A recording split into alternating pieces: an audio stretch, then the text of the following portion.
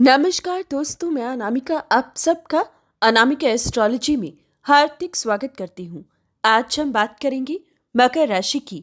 शनि का महापरिवर्तन 2.5 साल बाद अब कौन सा रुख लेगा, किस प्रकार से 29 मार्च से मकर राशि का समय पलटेगा।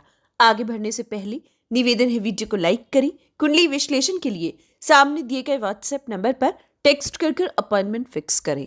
मकर राशि, आप जरूर कुंडली का विश्लेषण करवाएं, क्योंकि अब 7.5 साल बाद शनि आपके फेवर में आ रहा है। बहुत सी चीजें ऐसी हैं जिसके बारे में पहले से पता होगा, तब आप लाभ कमा पाओगे। 7.5 साल से 7.5 चल रही थी, लेकिन अब 29 मार्च 2025 रात्रि 9:43 पर शनि का महापरिवर्तन होगा और 7.5 का अंत होगा। 7.5 साल के संघर्ष का अंत होगा। शनि कुंभ राशि से मीन राशि में प्रवेश करेंगे। दोस्तों, 7.5 से प्रत्येक व्यक्ति भयभीत रहता है, लेकिन अब आपका बुरा समय समाप्त हुआ। अब आपके अच्छे दिन शुरू होंगे। अब आपके संघर्ष का, परेशानियों का, रुकावटों का अंत होगा। बीमारियों का, पारिवारिक कले कलेश का अंत होगा। अब आपके धन वृद्धि का समय शुरू होगा। शनि आपकी राशि के स्वामी हैं, आपके धन के स्वामी हैं, और शनि का मजबूत होना आपके लिए सबसे ज्यादा अहम है। अब जब शनि कुंभ राशि से मीन राशि में आएंगे, तो आइए जानते हैं किस पड़ाव पर आपको कौन सा लाभ देंगे। आगे बढ़ने से पहले एक और विशेष बात, शनि की 7.5 ने आपको कौन कौन से नुकसान दिए, कौन कौन सी परेशानियां पिछले 7.5 साल में दी, जरूर कमेंट बॉक्स में शेयर कीजिएगा, ताकि जिनकी 7.5 या ढैया है वो उसी हिसाब से अपनी चीजों को प्लान कर सके और सावधानी बरत सके। हम बात कर रहे हैं मकर राशि की। मकर राशि, अब आपकी 7.5 का अंत हुआ। अब 2.5 साल पूरी तरीके से शनि आपके लिए शुभ फल लेकर आएंगे। हालांकि 2.5 साल बाद दोबारा से ढैया शुरू होगी 2027 में, लेकिन उससे पहले आपको बहुत कुछ दे जाएंगे। शनि तीसरे भाव में आएंगे। सबसे पहले अब यात्राओं का प्रबल योग बनेगा। बहुत लंबे समय से अगर आपकी यात्राओं में रुकावटें आ रही थी, यात्राएं नहीं हो पा रही थी, तो अब आपका घर से निकलना तय है। अब आप बैठे बिठाए कुछ नहीं करोगे, भाग दौड़ रहेगी और उसमें आपका आनंद भी पूरी तरीके से देखा जाएगा। आप घूमने फिरने में, काम चलते फिरते करने में आनंदित रहोगे। समय आपके लिए उचित रहेगा। शनि का तीसरे भाव में आना सबसे पहले आपको व्यापारिक क्षेत्र में लाभ देगा। व्यापार की गतिविधियों को तेज करेगा। रुके काम को दोबारा से शुरू करने का मौका देगा। नौकरी से वंचित लोगों को अच्छी जॉब देगा। कोर्ट केस में जीत हासिल होगी। शत्रुओं पर विजय प्राप्त करने का मौका देगा। साथ ही शनि का अब शुभ होना पैतृक संपत्ति के वाद विवादों का अंत करेगा, या प्रॉपर्टी जो नहीं बिक रही थी अब चुटकियों में बिके और उससे लाभ कमाओ, ऐसी स्थिति देगा। मकर राशि, शनि आपको रियल एस्टेट में ऊंचाइयां देगा। जो लोग hotel line, tour and travel से जुड़े हैं, आपको भी लाभ होगा।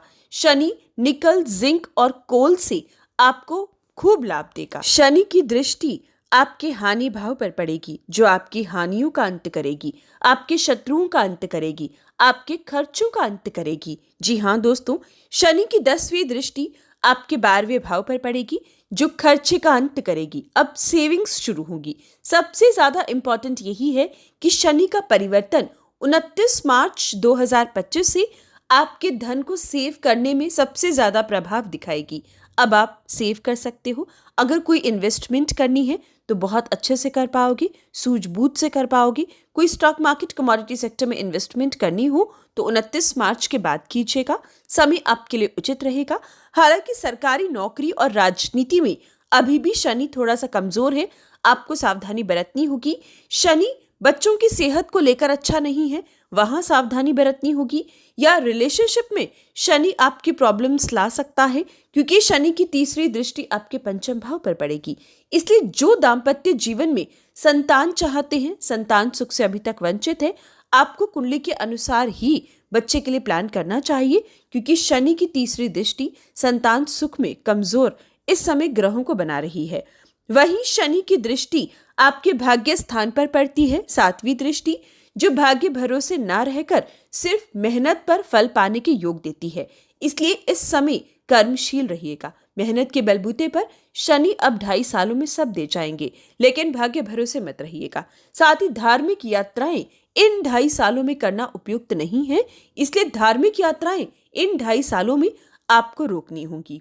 वहीं शनि की दृष्टि 10वीं दृष्टि आपके हानि भाव पर, लेकिन विदेश भाव पर भी है, तो विदेशी जमीन से लाभ कमाना थोड़ा कमजोर रहेगा या विदेश यात्रा के योग कमजोर रहेंगे, लेकिन खर्चों पर नियंत्रण लगेगा। नुकसान हानि का अंत होगा और आपको शुभ समाचार इन 2.5 सालों में कई बार प्राप्त होंगे।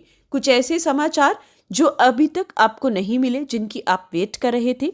कोई व्यापार में डील साइन कर सकते हो, कोई अच्छी जॉब अपॉर्चुनिटी मिल सकती है, बहुत लंबे समय से प्रमोशन पेंडिंग थी तो अब प्राप्त होगी, या विशेषकर जो कॉम्पिटिटिव एग्जाम की तैयारी कर रही हैं, मेहनत की है तो अब उसका पॉजिटिव रिजल्ट मिलेगा, या विशेषकर घुटनों का दर्द अगर 7.5 साल से परेशान कर रहा था तो अब बीमारी का अंत होगा। ऊर्जा पूरी तरीके से दिखाई देगी।